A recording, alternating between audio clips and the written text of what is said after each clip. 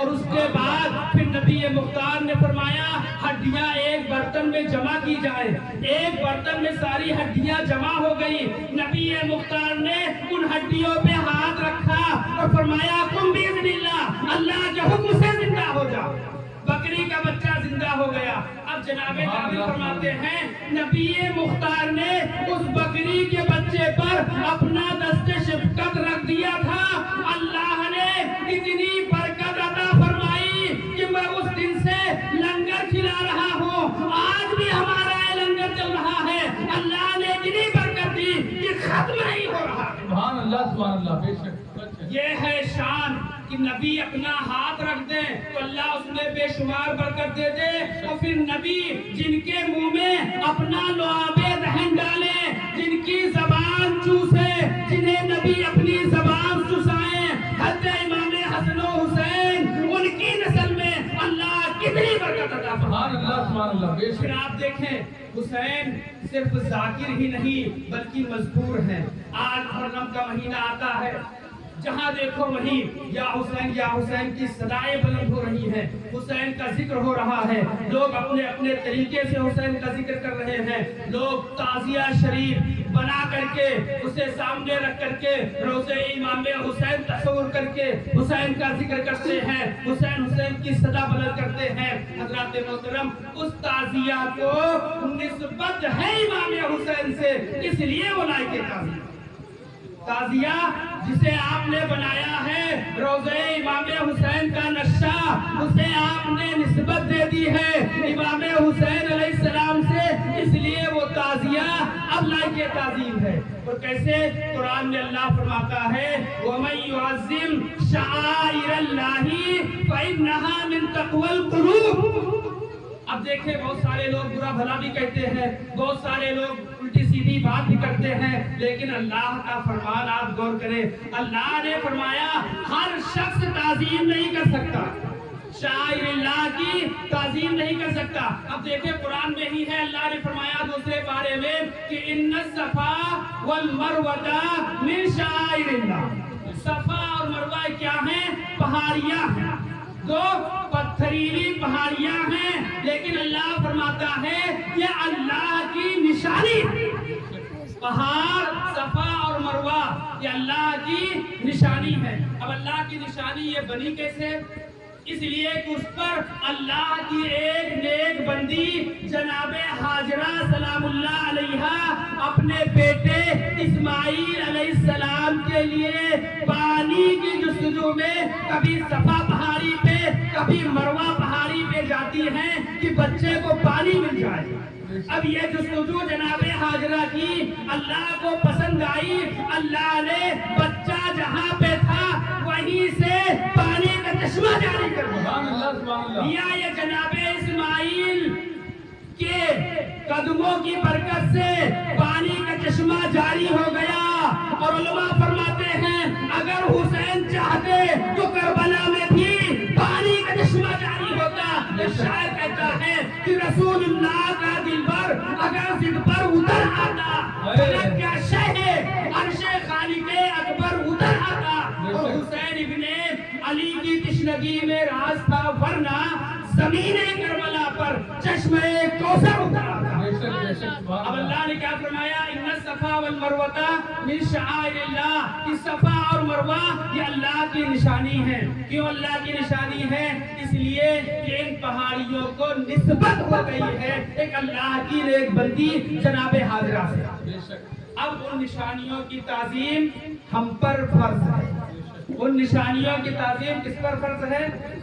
جو ظاہر کے پرہیزگار ہیں ان پر نہیں. آپ اللہ کے فرمان پہ غور کریں. اللہ فرماتا ہے وَمَن يُعَظِّمْ شَعَائِرَ اللَّهِ فَإِنَّهَا مِن تَقْوَى الْقُلُوبِ. کہ اللہ کے نشانیوں کی تعظیم وہی کرتے ہیں جو دل کے پرہیزگار ہیں. جو دل کے پرہیزگار ہیں. آپ یقین کر لیں کہ زبان سے پرہیزگاری ظاہر کرنا یا اپنے جسم کو پرہیزگار بنا لینا یہ اصل پرہیزگاری نہیں, بلکہ اصل پرہیزگاری یہ ہے کہ اس کا دل پرہیزگار ہو. اب جس کا دل پرہیزگار ہو جائے گا وہ جس سے محبت کرتا ہے اس کی ہر ادا سے محبت کریں.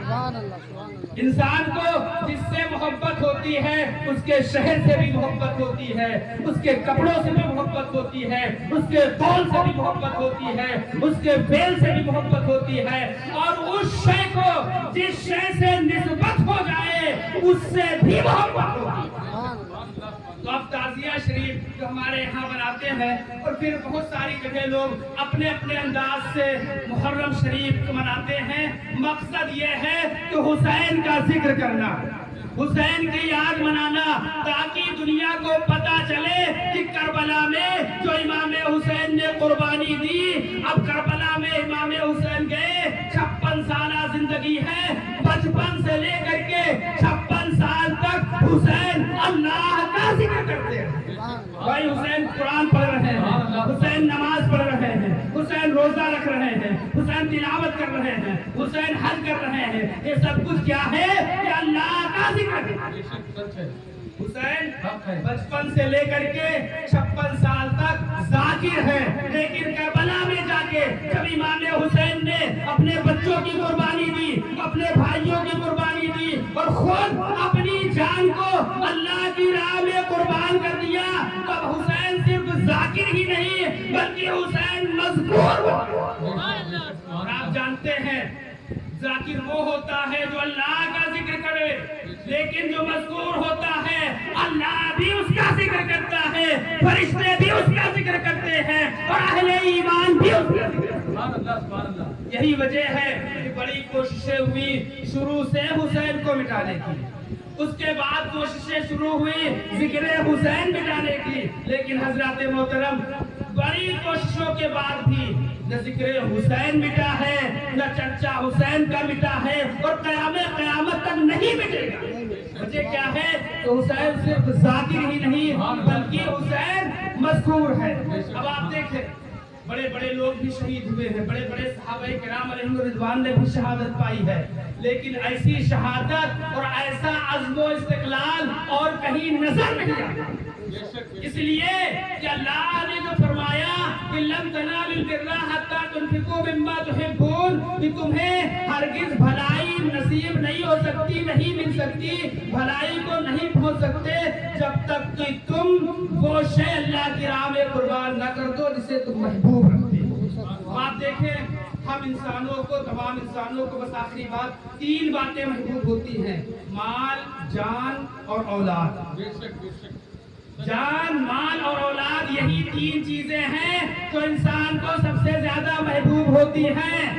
ان 3 چیزوں کو حسین سے پہلے بھی ایک ذات نے قربان کیا ہے, لیکن اللہ نے قربانی تو لی لیکن واپس کر دی. ابراہیم علیہ السلام کے مال کو اللہ نے لیا, واپس کر دیا. ابراہیم علیہ السلام کی جان بھی اللہ نے مانگی مگر واپس کر دی. ابراہیم علیہ السلام کی اولاد بھی اللہ نے مانگی لیکن واپس کر دی. مینڈھا ذبح ہو گیا ان کے بدلے میں, لیکن حسین کی شان دیکھیں کہ اللہ نے حسین سے مال مانگا تو سب کچھ اللہ کی راہ میں قربان کر دیا, جان مانگی تو جان بھی قربان کر دی, اولاد مانگی تو اولاد بھی قربان کر دی. یعنی اس آیت کریمہ کی مکمل تفسیر حسین کربلا میں بنتے نظر آتے ہیں. پھر ایک مطالبہ کیا تھا اللہ نے کہ میرے حبیب میرے لیے نماز پڑھیے اور قربانی کریے. اب کربلا میں حسین نماز بھی پڑھ رہے ہیں اور قربانی بھی پیش کر کے جا رہے ہیں. کربلا سے بس پیغام, حسین نے جو پیغام دیا ہے کربلا سے کہ ہم حسینی ہیں تو ہمارا پیغام کیا ہونا چاہیے, کردار حسینی کیا ہے اور کردار یزید کیا ہے. یزید صرف ایک ذات نہیں, حسین صرف ایک ذات نہیں بلکہ تمام اچھائیوں کا نام حسین ہے اور تمام برائیوں کا نام یزید ہے. ہر طرح کی بھلائی کا نام حسین ہے اور ہر برائی کا نام یزید ہے. اب حسینی جو ہے وہ حسینی کردار ادا کرے گا اور یزیدی جو ہے وہ یزیدی کردار ادا کرے گا. حضرات محترم حسینی کردار کیا ہے؟ حسینی کردار یہ ہے ہمیں نمازیں پڑھنی ہیں, حسینی کردار یہ ہے ہمیں جھوٹ نہیں بولنا ہے, حسینی کردار یہ ہے ہمیں دھوکہ نہیں دینا ہے, حسینی کردار یہ ہے ہمیں اپنے بڑوں کی عزت کرنی ہے, اپنے چھوٹوں کے ساتھ شفقت سے پیش آنا ہے. حسینی کردار کردار یہ ہے کہ کسی کو تکلیف نہیں پہنچانا ہے، حسینی کردار یہ ہے کہ کسی کا مال نہیں ہڑپ کرنا ہے، ہر ایک کے ساتھ صلہ رحمی کرنا ہے، یہ حسینی کردار ہے۔ اور اس کے برعکس آپ یزیدی کردار دیکھیں کہ برائیوں کا مجسمہ ہے، شراب نوشی کر رہا ہے، زنا کر رہا ہے، جھوٹ بول رہا ہے، دھوکہ دے رہا ہے، بے گناہوں کا قتل کر رہا ہے، غرض کی تمام برے کام کر رہا ہے۔ تو تمام برائیوں کا نام یزید ہے اور تمام بھلائیوں کا نام حسین ہے۔ اور حضرات محترم، ہر حسینی خوش نصیب ہے کہ حسین ہی ہیں جو جنت کے سردار ہیں، اور جو سردار کے پیروکار ہیں ان کے ساتھ ہے وہی جنتی ہے، اور جو ان کے دشمنوں کے ساتھ ہے وہی جہنمی ہے۔ بے شک بے شک۔ اب آپ کہیں گے کیسے؟ تو اللہ نے فرما دیا ہے یا ایھا الذین آمنوا اتقوا اللہ وکونوا مع الصادقین، کہ اے ایمان والو اللہ سے ڈرو، سچوں کے ساتھ ہو جاؤ۔ تو سچے کا نام حسین ہے اور جھوٹے کا نام یزید ہے۔ اللہ رب العزت ہم سب کو حضرت امام حسین علیہ جدہ علیہ السلام کے ساتھ رہنے کی توفیق عطا فرمائے، ان سے سچی اور پکی محبت کرنے کی توفیق عطا فرمائے۔ اللہ اس ذکر حسین کی برکت سے ہم سب کو دنیا اور آخرت کے تمام بھلائیاں عطا فرمائے۔ وآخر دعوانا ان الحمد للہ رب العالمین۔